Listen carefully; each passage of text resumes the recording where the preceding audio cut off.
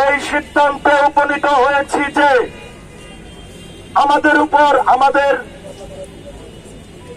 জগন্নাথ বিশ্ববিদ্যালয়ের বর্ষিয়ান শিক্ষক,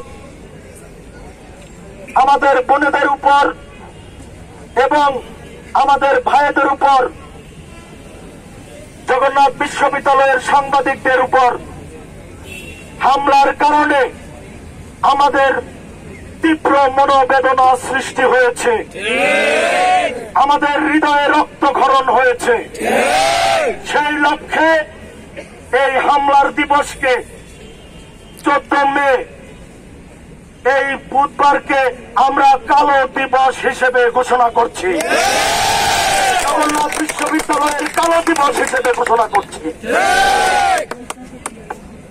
তারা এই গভীর রাতে আমাদের সাথে রয়েছেন, আগামীকালের কর্মসূচি এবং আমাদের অবস্থানের ব্যাপারে কর্মসূচি ঘোষণা করবেন আমাদের শ্রদ্ধেয় রইজউদ্দিন স্যার। জবিয়ান বৃন্দ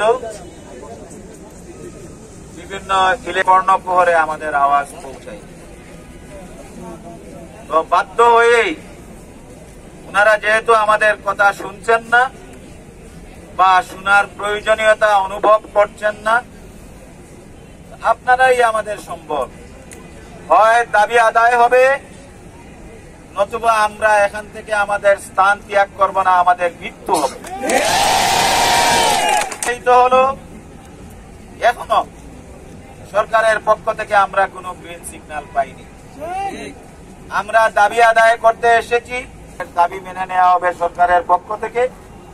তাৎক্ষণিকভাবে আমরা আমাদের এই কর্মসূচি সমাপ্ত করব, কিন্তু সেই দাবির ব্যাপারে যদি সুস্পষ্ট বক্তব্য না আসে ততক্ষণ পর্যন্ত আমাদের কর্মসূচি অব্যাহত থাকবে। কর্মসূচি সেটি আজকে রাত্রেও চলবে। এখানে জগন্নাথ পরিবারের সকল শিক্ষার্থী এবং শিক্ষক, কর্মকর্তা, কর্মচারীরা এখানেই আমরা রাত্রি যাপন করব। সকাল 10টায় জগন্নাথ বিশ্ববিদ্যালয়ের আমরা বর্তমান যে সমস্ত শিক্ষক, কর্মকর্তা, কর্মচারী এবং শিক্ষার্থীবৃন্দ আছি, আমরা তো থাকবই, পাশাপাশি আমাদের সাবেক যারা জবিয়ান আছে, আমরা আপনাদের মাধ্যমে আমরা কর্মসূচি ঘোষণা করছি। সাবেক এবং বর্তমানদের সমাবেশ হবে সকাল 10টায়। শিক্ষার্থী, শিক্ষক, কর্মকর্তা, কর্মচারী সবার সেই সমাবেশের পরে কালকে জুমাবার আমরা সবাই জানি, জুমার নামাজের পর বাদ জুমা আমাদের সামনে আর কোনো গত্যন্তর নেই, আমরা গণ অনশনে বসে যাব।